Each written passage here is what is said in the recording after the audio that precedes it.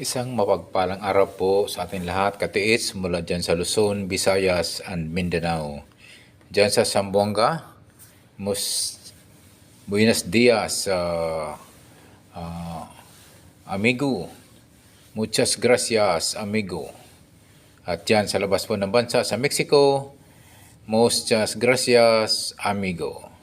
Bago pa ako mag-decode, ako po muna ay nagpapasalamat po sa nagpapadala po nito ng napakaganda pong treasure marker po, stone treasure marker na ito po ay nagpapatulong po upang i-decode o i-analisa po.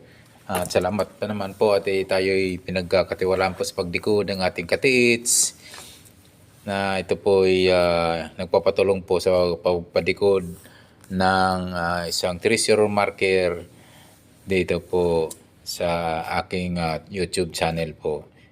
Para po sa kaalaman po, ang aking YouTube channel ay more on decoding and analyzing po sa mga treasure, symbols, markers, and sign mga katiits. Po mga katiits, ako po ay nagpapasalamat po sa mga subscribers ko, sa mga followers ko na walang sawang nagsubaybay po sa mga aking pong video na pinapalabas po dito. Thank you so much sa inyo po lahat katiits na sa inyong panonood po at bagamat ito ay isang bagong channel pa lamang po at ako yung nag-umpisa pa lamang dito. Sana po ako inyong tulungan na lumago po ang aking YouTube channel sa mga treasure, markers, symbols, and signs. Ang aking tema po ng aking YouTube channel mga katiits. Ito po mga katiits,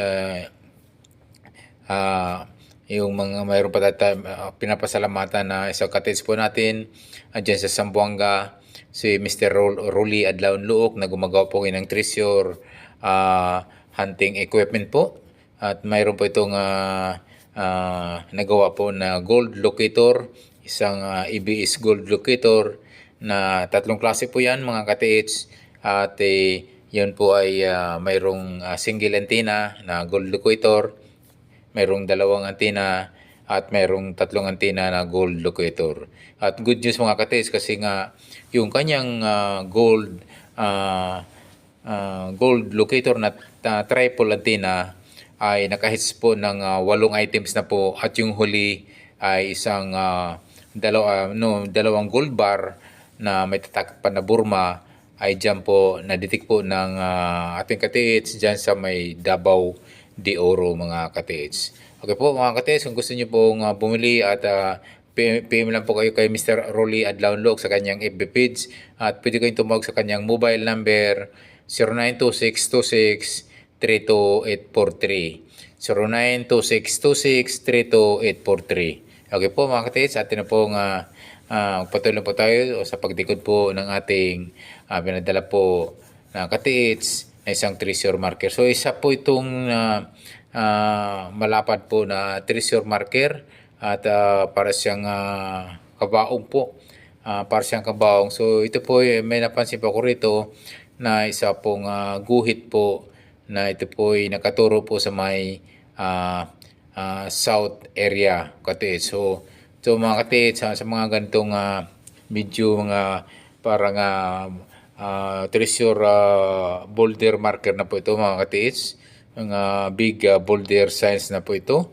At ang alam niyo po ito mga ganitong katiits ay may mga malalaking items na po ito ang kanyang mga tinutugon po dito. So ito mga katiits ay napapansin ko dito ay isa pong napakaganda pong treasure marker to. Isa na po itong masasabi ko na big boulders marker or tinatawag po nating big boulders sign treasure marker to mga katiits. Okay mga katiits, yung mga katiits po natin na gustong tumulong po sa pagdikod po nito, pwede po kayo mag-comment sa comment section below.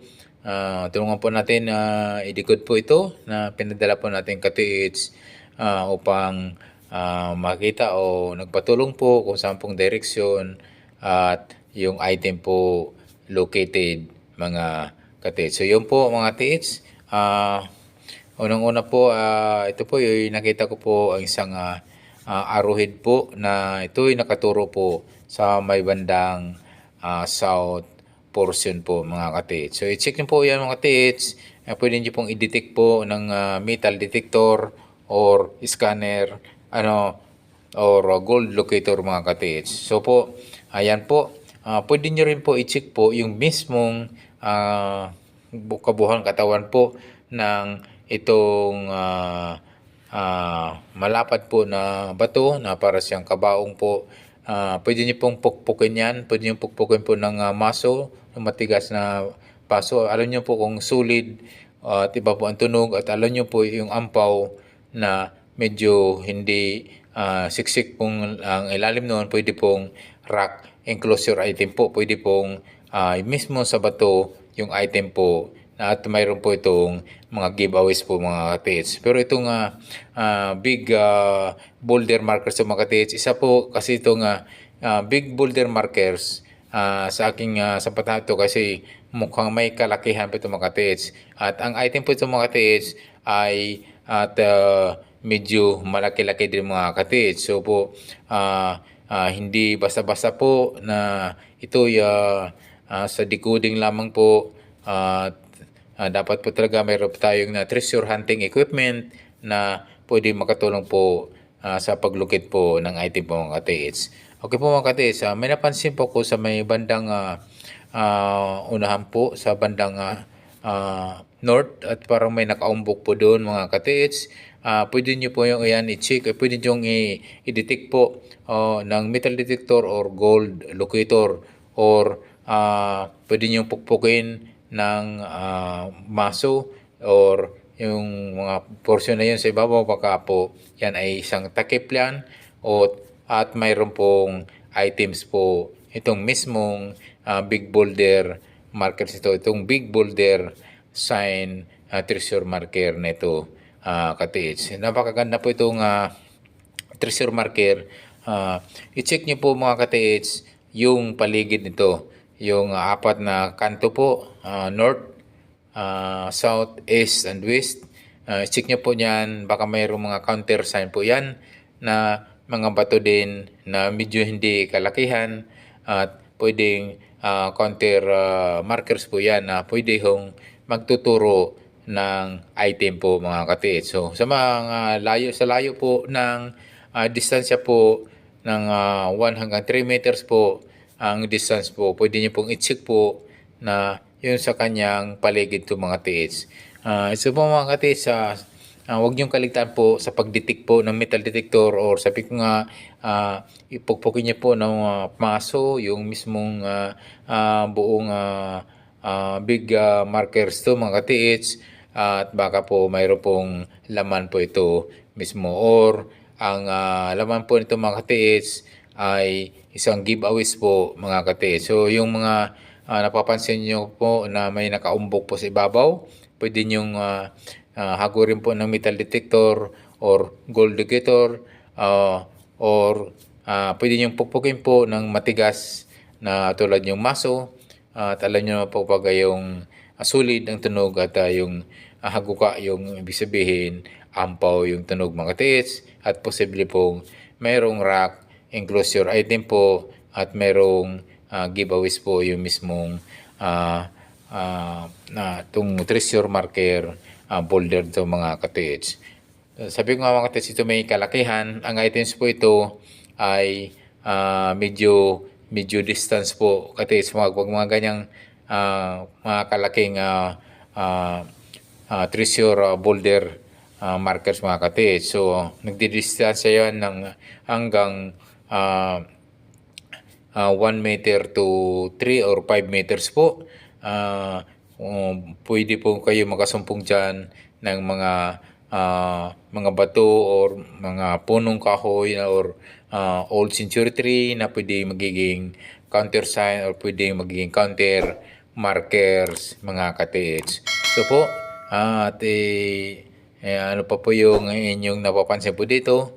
So, yung isang malapad na bato po ay so i-check niyo po yung paligid, yung apat na sulog nito. Sabi ko nga baka mayroong mga counter markers yan, counter sign markers ang may medyo hindi kalakihan po ng mga bato na hindi kalayuan dyan sa itong big boulder markers sa Makati. So bandang east, i-check nyo din bandang west, bandang north, and bandang south KTH. Yan po mga KTH ay sana po sabi nga mga KTH sa pagdidikod po ay hindi 101% na ate pong matutukoy, ate pong malukit.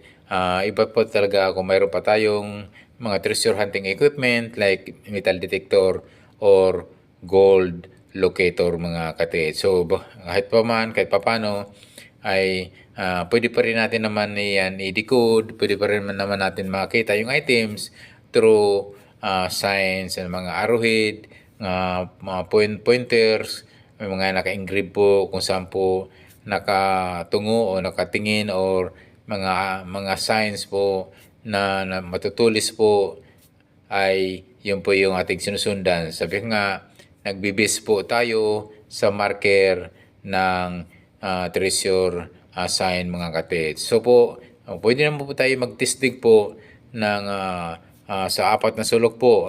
Yung kalamitan po ang tinitestig po natin katits at doon po yung item po sa bandang east mga katits. So i-try nyo po ang east po sa distansya po ng hanggang 1 hanggang 3 hanggang 4 meters.